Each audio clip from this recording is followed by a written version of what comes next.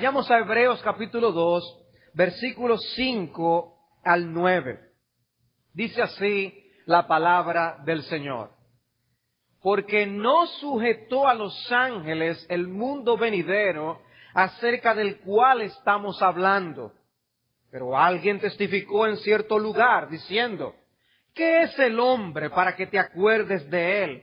¿O el hijo del hombre para que le visites? Le hiciste un poco menor que los ángeles, le coronaste de gloria y de honra, y le pusiste sobre las obras de tus manos. Todo lo sujetaste bajo sus pies. Porque en cuanto le sujetó todas las cosas, nada dejó que no sea sujeto a él. Pero todavía no vemos que todas las cosas le sean sujetas. Pero vemos a aquel que fue hecho un poco menor que los ángeles, a Jesús, coronado de gloria y de honra a causa del padecimiento de la muerte, para que por la gracia de Dios gustase la muerte por todos. ¿De qué nos está hablando este pasaje? El autor nos dice aquí que él está hablando del mundo venidero. Así comienza el versículo 5. No sujetó a los ángeles el mundo venidero acerca del cual estamos hablando. El futuro era un tema importante de conversación entre los hermanos de la iglesia primitiva. O sea que nosotros vemos cómo en las epístolas del Nuevo Testamento nos dan una idea del balance de nuestras conversaciones y preocupaciones. Y no todo es el aquí, el ahora. Y sí, el Nuevo Testamento nos habla de las aflicciones, nos habla del trabajo, nos habla de la familia, nos habla incluso hasta del vestir, cómo debemos vestir, un montón de cosas. Pero la orientación de nuestras vidas no es terrenal. Lo que vemos en el Nuevo Testamento es que los creyentes orientaban sus vidas a la luz de la eternidad. El autor había venido hablando de los ángeles, o más específicamente de la superioridad de Jesucristo sobre los ángeles. Y en ese contexto nos introdujo el tema de la salvación venidera, del mundo venidero. Y él va a continuar haciendo referencia acerca de los ángeles. Pero hermanos, el tema central en el capítulo 2 de Hebreos no son ya los ángeles, sino el hombre. En otras palabras, el autor va a introducir verdades maravillosas acerca del hombre, pero lo va a hacer planteando un contraste con los ángeles. El capítulo 2 de Hebreos tiene dos expresiones importantes para comprender la idea central del autor. Yo quiero que ustedes las vean. En el versículo 5 está una y en el versículo 16 está la otra. Véanlo conmigo. En el versículo 5 aparece la primera expresión cuando dice, porque no sujetó a los ángeles el mundo venidero. Una expresión. Está allí diciendo algo acerca de los ángeles, pero más bien para referirse a algo acerca de los hombres. Y esta expresión trata acerca del reino de Dios, del cual el hombre fue constituido vicerregente. La segunda expresión aparece en el versículo 16, porque ciertamente no socorrió a los ángeles, sino que socorrió a la descendencia de Abraham. Y esta última expresión trata el tema de la redención, que yo no voy a tratar aquí, porque eso lo dejaré para un siguiente mensaje. El cómo Dios rescató al hombre. Dios envió a su Hijo para redimirnos del pecado, que es lo que el autor elabora a partir del versículo 10 en adelante de este capítulo 2. Pero ven ustedes, notan ustedes estas dos expresiones. Dios no sujetó a los ángeles el mundo venidero. Dios no socorrió a los ángeles. Dos cosas que Dios hizo por nosotros. Y lo que yo quiero mostrar en este mensaje es que Dios nos ha bendecido con grandes y enormes privilegios espirituales que Dios ha dado al hombre. Y yo quiero tomar prestado el lenguaje de John Milton en sus obras acerca del paraíso perdido y el paraíso reganado. Y mi siguiente encabezado lo he titulado Del paraíso original al paraíso perdido. Los relatos que encontramos acerca de la creación en Génesis 1 y 2 nos dejan ver muy claramente que el hombre fue el punto culminante de la creación de Dios. El hombre fue hecho a imagen de Dios. Se le comisionó señorear y sojuzgar el mundo creado. Dice así Génesis 1:26. Entonces dijo Dios, hagamos al hombre a nuestra imagen, conforme a nuestra semejanza, y señoree en los peces del mar, en las aves de los cielos, en las bestias, en toda la tierra y en todo animal que se arrastra sobre la tierra. Y creó Dios al hombre a su imagen, a imagen de Dios lo creó, varón y hembra los creó. Y los bendijo Dios, y les dijo, fructificad y multiplicaos, llenad la tierra y sojuzgadla, y señoread en los peces del mar, en las aves de los cielos, y en todas las bestias que se mueven sobre la tierra. De manera que vemos claramente cómo el hombre es una criatura especial dentro de toda la creación. El Salmo 8, que es citado aquí en nuestro texto, recordemos que el autor de Hebreos cita mucho el Antiguo Testamento, porque él está hablando a personas judías que respetaban la autoridad de las Escrituras del Antiguo Testamento, y él demuestra sus puntos citando las Escrituras. Y el Salmo 8 tiene como tema precisamente la posición privilegiada que Dios otorgó al hombre en la creación y el problema que ocurrió luego de la caída. Dice este salmo: Oh Jehová, Señor nuestro, cuán glorioso es tu nombre en toda la tierra. Has puesto tu gloria sobre los cielos, de la boca de los niños y de los que maman fundaste la fortaleza, a causa de tus enemigos, para hacer callar al enemigo y al vengativo. Cuando veo tus cielos, obra de tus dedos, la luna y las estrellas que tú formaste, digo, ¿qué es el hombre para que tengas de él memoria? Y el hijo del hombre para que lo visites. Le has hecho poco menor que los ángeles y lo coronaste de gloria y de honra. Le hiciste señorear sobre las obras de tus manos. Todo lo pusiste debajo de sus pies, ovejas y bueyes, todo ello. Y asimismo las bestias del campo, las aves de los cielos y los peces del mar, todo cuanto pasa por los senderos del mar. Oh Jehová, Señor nuestro, cuán grande es tu nombre en toda la tierra. Observen que el versículo 1, el versículo 8 al final, está estableciendo la grandeza de Dios. Está mostrando que Dios es un Dios glorioso. El reflejo de su creación nos dice algo de quién Él es. Pero Dios encomendó al hombre para que fuera un corregente, un vicerregente con Él de su creación. El final de la cita del Salmo 8 que hace el autor está en Hebreos 2:6. Todo lo sujetaste bajo sus pies. Ahí se queda el autor de los Hebreos. Y cuando comparamos esa declaración con la condición del mundo en la actualidad, la falta de control que el hombre tiene sobre la creación, nos damos cuenta de que algo anda muy mal. O sea, lo que Dios diseñó para que fuera una bendición para el hombre y para que el hombre ejerciera ese dominio, y lo que vemos en la realidad nos dice que hay un problema. Porque lo que Dios diseñó no es lo que se está cumpliendo hoy. La intención y el plan original que Dios tenía para el hombre está muy lejos de nuestra realidad. Porque en lugar de administrar la naturaleza para el bien de los hombres, lo que vemos tantas veces es al hombre siendo vencido por una naturaleza hostil. Vivimos en un mundo donde muchos mueren de hambre.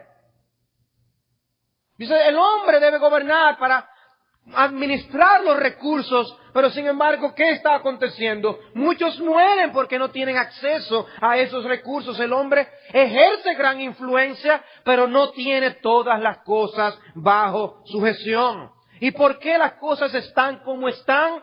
Por causa del pecado. Ese no era el plan de Dios. Y así Adán y Eva minimizaron el pecado y el impacto del pecado en sus vidas y en las generaciones siguientes. Pero los estragos están allí y los periódicos nos recuerdan todos los días que ellos pecaron y violentaron la ley y la palabra de Dios, y eso acarrea consecuencias. Nunca se imaginaron Adán y Eva que las cosas se iban a poner como han venido a ser, y fueron expulsados del huerto. Ese paraíso original vino a ser un paraíso perdido. Pero permítanme hablar algo del paraíso perdido al paraíso restaurado. Y el punto de nuestro pasaje es que esta situación como está no se quedará así. Y eso tiene que ver mucho con nosotros. El hombre falló en su misión original. Dios le dio su comisión. El hombre no lo cumplió. Y lo que uno menos se imaginaría es que a ese mismo hombre que falló en su misión original es en cuyas manos Dios pondría el mundo venidero. O sea, Dios prometió enviar a un redentor. Dios prometió que alguien vendría descendiente de la mujer, lo prometió en Génesis 3. Y que Él vendría a resolver el caos en el que nosotros nos encontramos. Hay relación entre lo que ocurrió en Génesis 3 y el estado en que quedó el mundo y la posición de la caída del hombre a causa del pecado, por un lado, con la victoria de la que nosotros leemos al final del libro de Apocalipsis y los cielos nuevos y la tierra nueva. ¿De qué trata la historia de la redención? No se trató ese libro de poner en términos sencillos esa historia de la redención. Que hay una hilación que va de principio a fin en las Sagradas Escrituras. Que sí hay relación entre Génesis capítulo 3 y Apocalipsis capítulos 20, 21 y 22. Hay relación. Que de eso se trata la vida aquí en la tierra. Que Dios está llevando a cabo sus planes a cumplimiento a totalidad y cabalidad. De eso precisamente se trata. Por eso la promesa del Redentor en Génesis capítulo 3. En Génesis 3 el hombre fue expulsado del huerto. Y en Apocalipsis se le concede amplia entrada en el reino eterno de Dios. Hay una hilación entre Génesis y Apocalipsis, lo hay. En Génesis 2:9 leemos cómo Dios puso el árbol de la vida a disposición del hombre. Y después de la caída Dios le impidió acercarse a éste. Y dijo Jehová Dios, aquí el hombre es como uno de nosotros, sabiendo el bien y el mal. Ahora pues que no alargue su mano y tome también del árbol de la vida y coma y viva para siempre. Y lo sacó Jehová del huerto del Edén para que labrase la tierra de que fue tomado. Echó pues fuera al hombre y puso al oriente del huerto de Edén querubines y una espada encendida que se revolvía por todos lados para guardar el camino del árbol de la vida. Echado fuera. Fuera de la presencia de Dios y fuera de la oportunidad de comer del árbol de la vida. Pero en Apocalipsis 22:2 leemos, en medio de la calle de la ciudad y a uno y otro lado del río estaba el árbol de la vida que produce 12 frutos, dando cada mes su fruto, y las hojas del árbol eran para la sanidad de las naciones. Y en 22:14, bienaventurados los que lavan sus ropas para tener derecho al árbol de la vida y para entrar por la puerta de la ciudad. El problema descrito en Génesis es solucionado en Apocalipsis. En Génesis 3 leemos de las maldiciones que recayeron sobre la tierra por causa del pecado. Y en Apocalipsis 22:3 dice, y no habrá más maldición. No hay relación. En Génesis 3 vemos cómo el hombre abdicó de sus funciones como vicerregente de la creación. En lugar de sojuzgar con visión y con sabiduría, él mismo ha contribuido con la destrucción de su propio hábitat. Adán no supo ejercer debidamente su autoridad. Y Dios lo llamó a cuentas por su mala administración. Y en Apocalipsis 22, versículo 5 dice, no habrá allí más noche y no tienen necesidad de luz de lámpara ni de luz del sol, porque Dios el Señor los iluminará y reinarán por los siglos de los siglos. Adán no pudo, pero Jesús lo resolverá. Hay relación, hermanos, entre Génesis 3 y el final del libro de Apocalipsis. En el medio lo que encontramos en toda la historia de las Escrituras es esa historia de la redención, la forma como Dios nos lleva desde A hasta B. Esa es la historia de las Escrituras. El rol de los redimidos en el mundo venidero es un rol de liderazgo y de autoridad. Y nos has hecho para nuestro Dios reyes y sacerdotes y reinaremos sobre la tierra. Apocalipsis 5:10. Apocalipsis 26, bienaventurado y santo el que tiene parte en la primera resurrección. La segunda muerte no tiene potestad sobre estos, sino que serán sacerdotes de Dios y de Cristo y reinarán con Él 1000 años, que tiene el mismo significado. Después recibirán el reino de los santos del Altísimo, y eso está en Daniel, oigan esto. Recibirán el reino los santos del Altísimo y poseerán el reino hasta el siglo, eternamente y para siempre. Daniel 7:18. Habla la palabra de Dios de esto, hermanos. Es obvio, está claro. Y Pablo en un contexto diferente, en 2 Timoteo 2:12, si sufrimos, también reinaremos con Él. Eso es bíblico, amados hermanos. Dios quiere que sepamos que reinaremos con Jesucristo. Y ahora nosotros no vemos que las cosas nos estén sujetas, pero el día se acerca y todos los enemigos de Jesucristo quedarán aplastados bajo sus pies, que es lo que dice el Salmo 110, el texto más citado del Antiguo Testamento con el Nuevo Testamento. Jehová dijo a mi Señor, siéntate a mi diestra hasta que ponga a tus enemigos por estrado de tus pies. Y eso me lleva a mi último punto de la mano. Yo les he dicho a ustedes, nosotros tenemos un paraíso original y un paraíso perdido. Y del paraíso perdido al paraíso reconquistado o reganado, como lo queramos llamar. Mi último punto yo le he titulado Nuestro héroe, el autor de nuestra salvación. Y la esencia está en el versículo 9 de nuestro pasaje. Pero vemos a aquel que fue hecho un poco menor que los ángeles, a Jesús, coronado de gloria y de honra a causa del padecimiento de la muerte, para que por la gracia de Dios gustase la muerte por todos, porque convenía a aquel por cuya causa son todas las cosas, y por quien todas las cosas subsisten, que habiendo de llevar muchos hijos a la gloria, perfeccionase por aflicciones al autor de la salvación de ellos. Y leí a propósito hasta el versículo 10, para tomar prestado esta declaración acerca de Cristo como el capitán de nuestra salvación, el pionero de nuestra salvación, el autor de nuestra salvación. ¿Quién está arreglando el tremendo lío en el que nos hemos metido?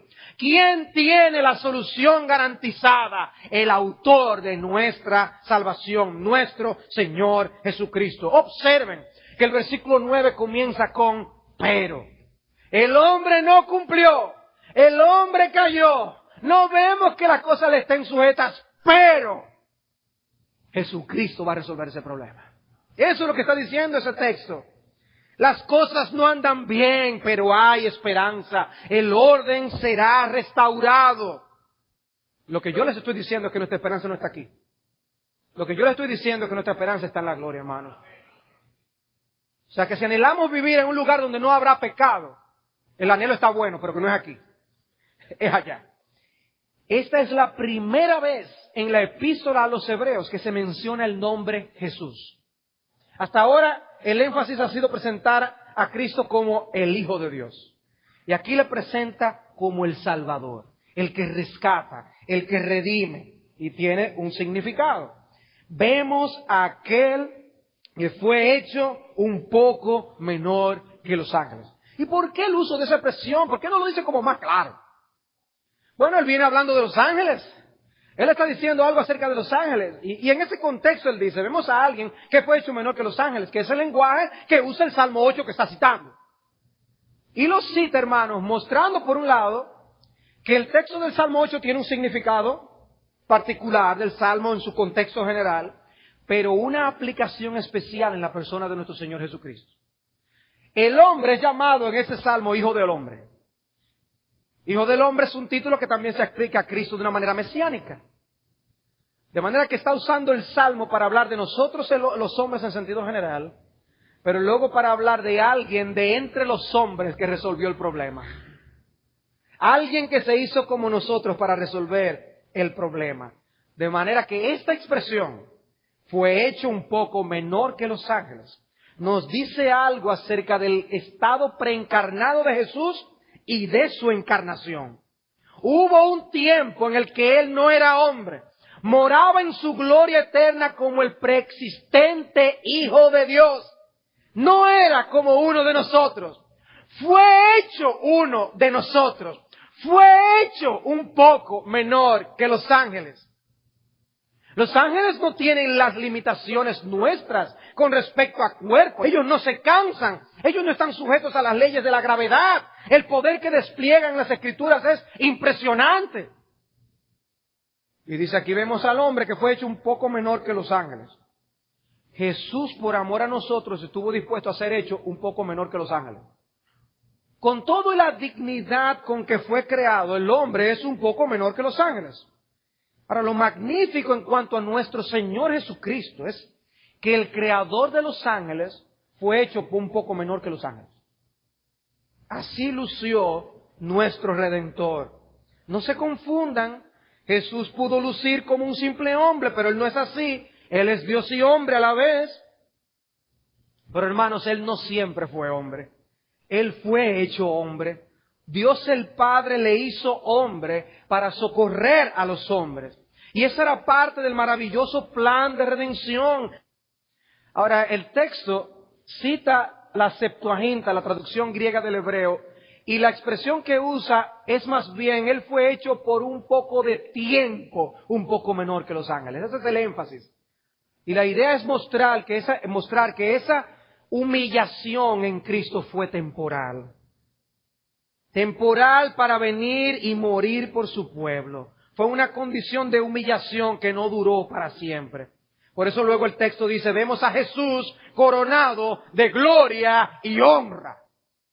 Pasa de ser alguien hecho un poco menor que los ángeles a ser alguien coronado de honra y gloria. Y Apocalipsis nos ofrece una descripción, pero queda velada por nuestra limitación para comprender lo que todo ese lenguaje simbólico implica. Jesús está lleno de gloria y de honra. Imagínense a Dios el Padre coronando a su Hijo Jesucristo de gloria y de esplendor. Nosotros no lo podemos entender, amados hermanos. Ese es mi punto. La coronación suprema de la que Jesús fue objeto fue a causa de la obra expiatoria realizada para nosotros. Oigan esto ahora. Dice que Él fue coronado de gloria y honra a causa del padecimiento de la muerte, para que gustase por la gracia de Dios la muerte por todos. ¿Ustedes están viendo lo que eso significa?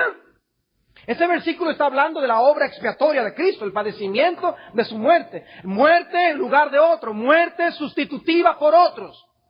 Y dice el texto que por eso que Él hizo, Dios el Padre lo coronó. Encarnación, muerte, glorificación.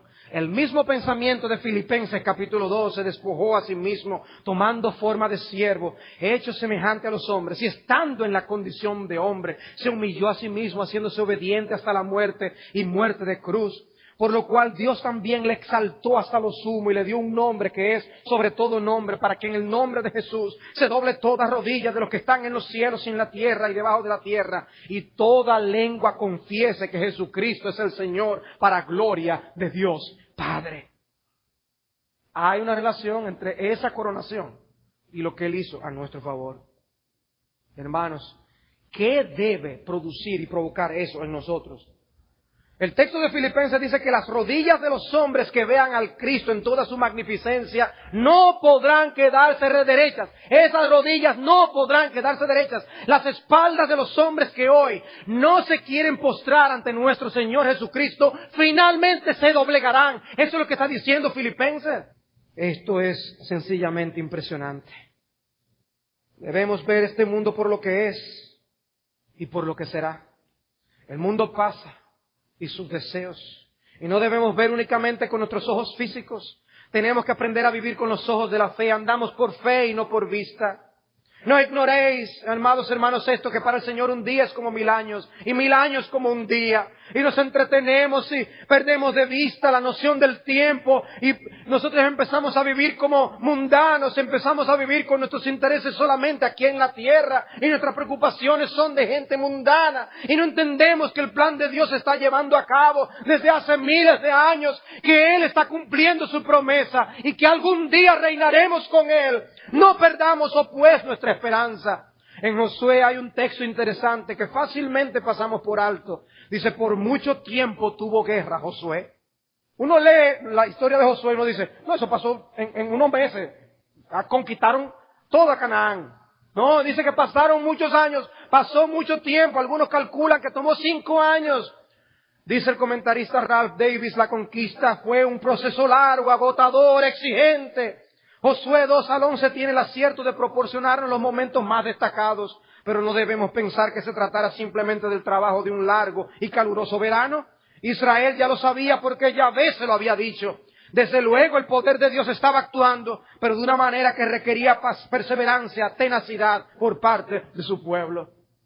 Y nosotros vemos los días y los años pasar, y las aflicciones se multiplican y nuestros problemas, y perdemos de vista las promesas que Dios nos ha dado de un mundo venidero. Y empezamos a vivir para y nos cansamos y no tenemos paciencia. Y por eso el libro de Hebreos dice, aún un poquito y al que ha de venir vendrá. Y no tardará, no nos cansemos. Sigue perseverando, amado hermano, no te canses. Sigue buscando más y más de Cristo. Sigue buscando más y más del cielo. Vive para la gloria de Dios. Cada día reinaremos con Él. No te canses, del que ha de venir vendrá. Comportémonos dignamente del llamado que hemos recibido de nuestro Creador y nuestro Redentor. Pero el destino de los malos es distinto. Dice Proverbios, no habrá futuro para el malo. Si tú decides permanecer del lado de los enemigos de Jesucristo, el mismo Salmo 8 que el autor cita aquí, dice que tú te las verás con Él. Y tú sufrirás las consecuencias de constituirte en enemigo del Altísimo. ¿Y qué será de ti